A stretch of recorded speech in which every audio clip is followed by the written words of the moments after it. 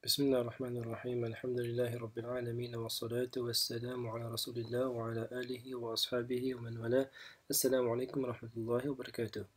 Today we will be discussing the status or the hal of an ism, inshallah.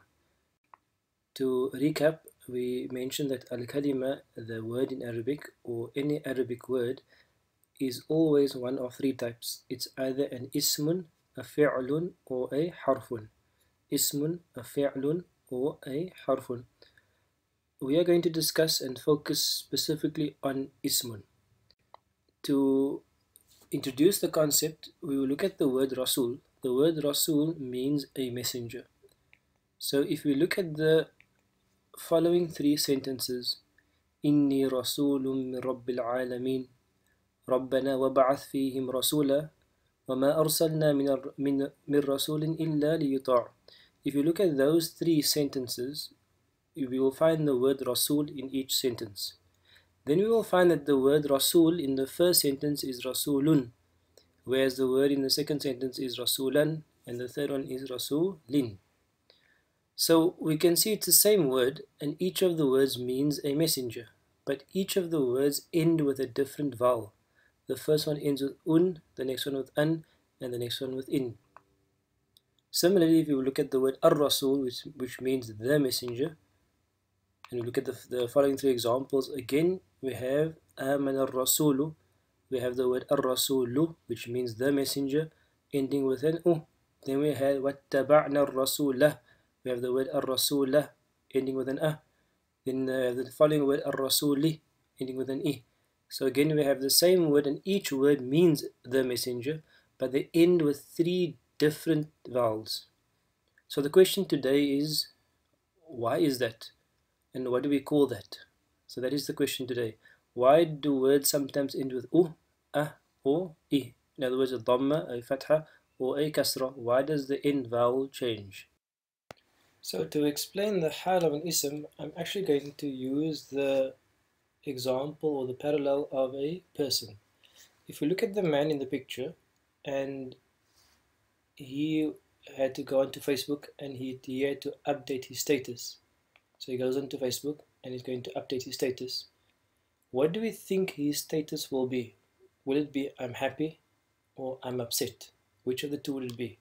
So if we look at the man, we're going to find that there's going to be a sign or an indicator that shows you his hal or his condition. So we look at the man and we see that the man is frowning.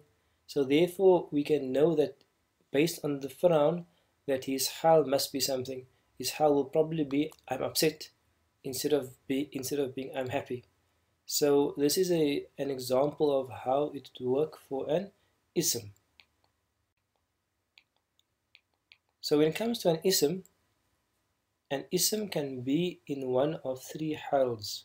One of three hals. In other words, a person could have many hals. A person could be happy. Hal means condition or status. A person could be happy, sad, upset, angry, tired, energetic. Many statuses a person could have. But an ism can only ever have one of three hals. So the first of all, the names of these hals are Raf'un, Nasbun, and Jarrun. And ism can be in one of these hals. So I will show some examples. Like we have the word Rasulun and Ar-Rasulu. Both of these end with u or un. Both of these end with a dhamma or two dhammas. U or un. In other words, just like the man had a frown, we can see that this ism has a sign, an u. And this sign shows us that the hal of that ism is raf'un. For example, you can imagine raf'un to be happy, and then the u or the un is like a smile. When an ism has an a or an an, a fatha or two fathas, a ism as that, a single ism that is, then the hal will be nasbun. The hal will be nasbun. In other words, as if the a and the an, for example, might be a frown, then the hal will be sad. Then when an ism has an I or an in, then the hal will be jarrun. For example, if the I and the in were tears, for instance, then the haal would be someone who is deeply upset or something.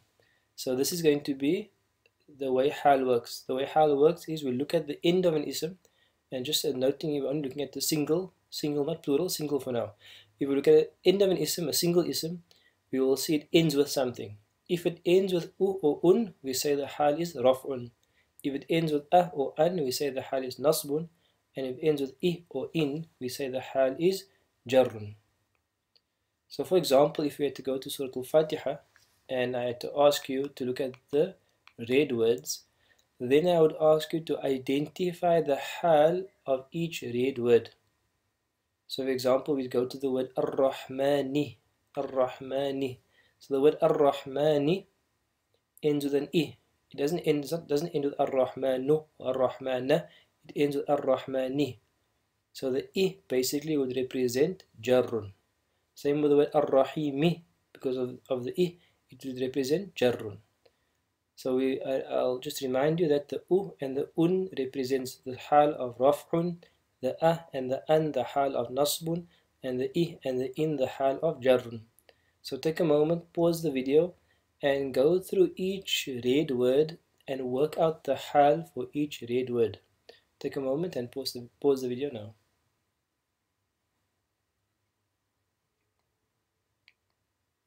So the answers are that the word Alhamdu, because it ends with an U, it will be the hal of Raf'un. The word Rabbi, because it ends with an I, it will be in Jarrun.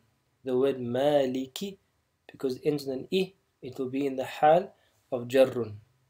Again, the word Yawmi and the word Ad-Dini, both of them have an I or kasra at the end, so both of them will be Jarrun and Jarrun. And finally, the last two words, As-Sirata and Al-Mustaqima, both of them have a fatha or an at the end, therefore they would both be in Nasbun. So today's lesson was simply that an ism can have one of three hals, Raf'un, Nasbun, and Jarrun. If you want to know which hal is the word is in, we'll look at the end of the word. And now we're dealing with a single ism, so we look at the end of the word. If it's an U, we say Raf'un. If it's an A, Nasbun, and an I, Jarrun. Wassalamu alaikum wa rahmatullahi wa barakatuh.